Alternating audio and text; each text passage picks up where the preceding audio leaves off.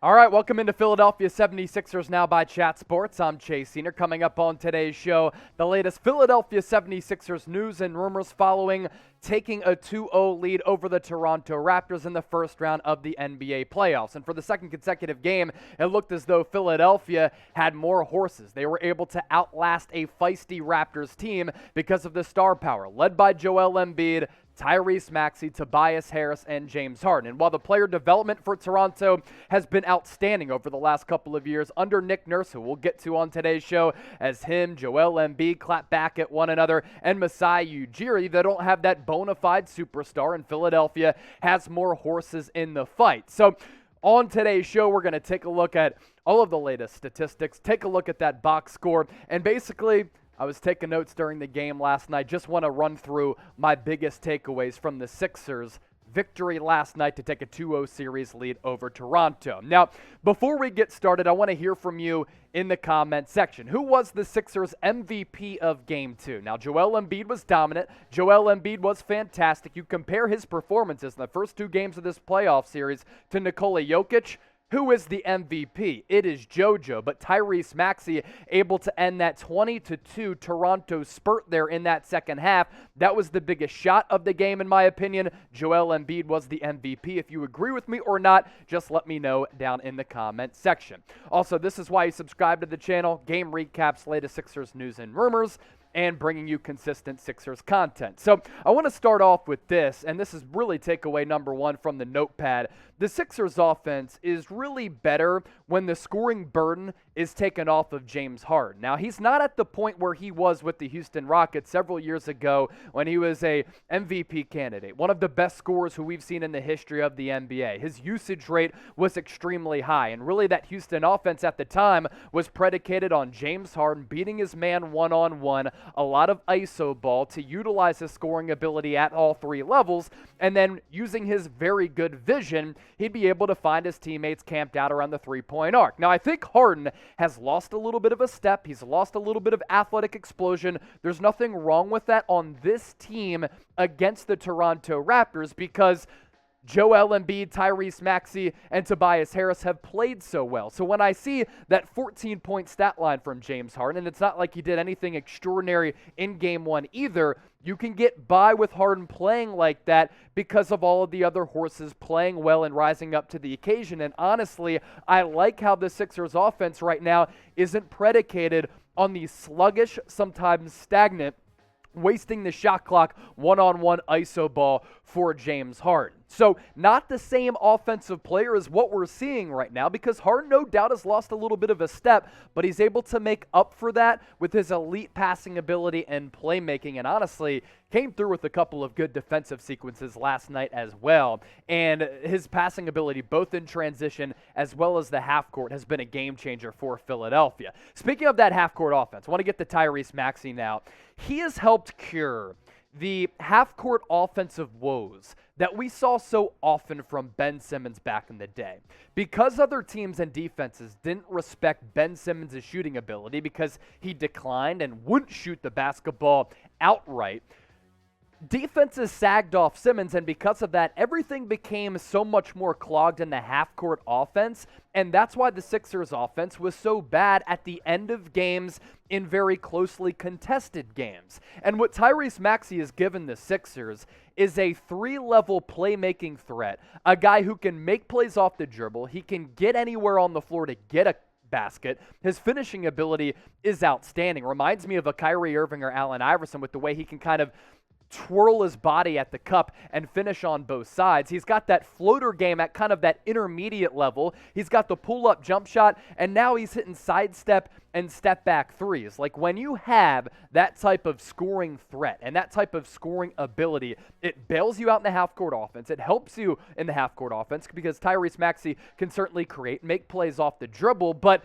like when he ended that 20-2 Toronto run, Sixers force a turnover. He isn't scared to just pull up and knock down that monster three-pointer. And with Ben Simmons, you didn't have that at all. And I think Tyrese Maxey's offensive impact has greatly been beneficial for the Sixers in the first 2 games of this playoff series. It's helped them out a lot, and Ben Simmons just didn't bring that level of offensive acumen, offensive scoring ability to the table, and because of that, the Sixers offense so often was too reliant on Joel Embiid. Now that Philly has taken a commanding 2-0 series lead, going back to Toronto, where Matisse Thybulle is not going to be able to play, do you think the Sixers are going to win this playoff series? And if so, in how many games?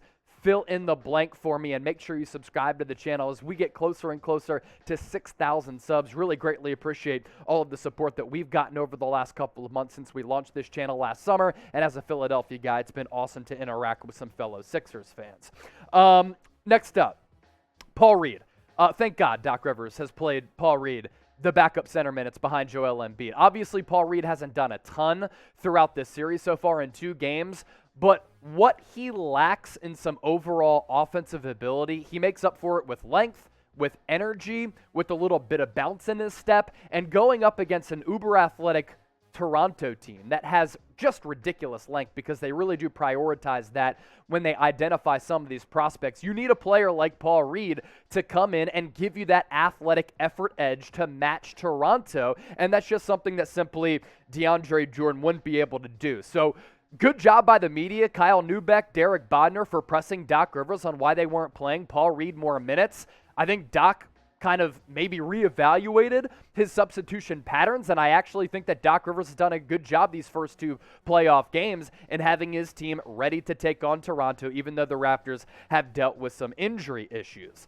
Nick Nurse complaining is what I want to get to next. This is classic head coach politicking that we've seen forever across the NBA. There were so many playoff series back in the day in which Phil Jackson at his post-game or pre-game press conference would complain about officiating against Shaquille O'Neal, against Kobe Bryant, against anybody on his team, to let the officials know that he has an issue. Because, look, when he makes that announcement official, the officials and the referees are going to hear it, and they might be impacted or swayed one way or another when they do officiate some of these particular calls that Nick Nurse is talking about. At the very least, Nick Nurse knows that the Sixers have more star power than Toronto. They're getting maybe a little bit more calls, but they play a style that allows them to get to the free throw line, and Nick Nurse is trying to sway the series to make it a little bit closer, to at least get in the ear of some of these officials, that when they do or don't make or think about making some of these calls,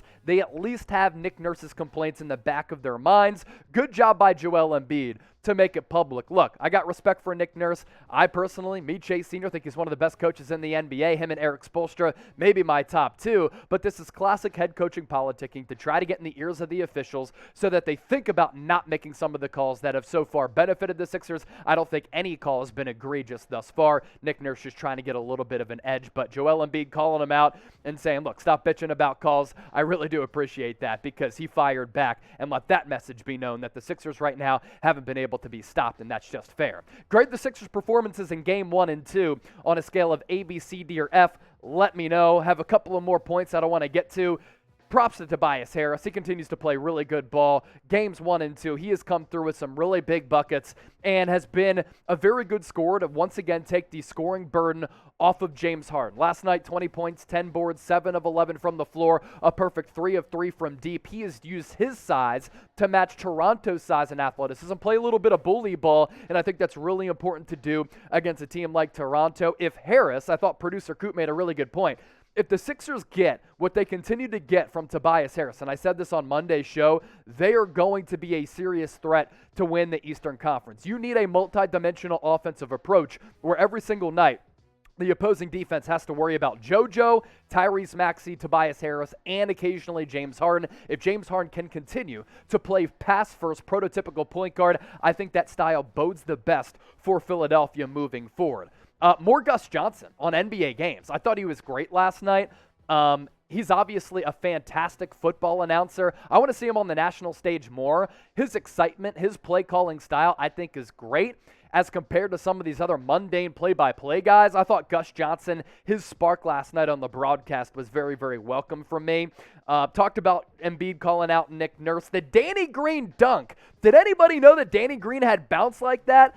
Danny Green's dunk in transition to really dot the exclamation point for the Sixers last night had me absolutely bent.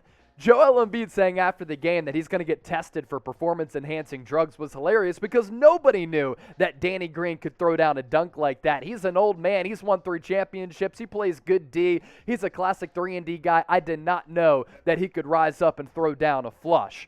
Toronto. That's where the series shifts now. Obviously, a very tough place to play. The Sixers have a long history of not performing well north above the border. It's a tough place to play. That fan base is awesome, and the Toronto Raptors certainly feed off that home crowd.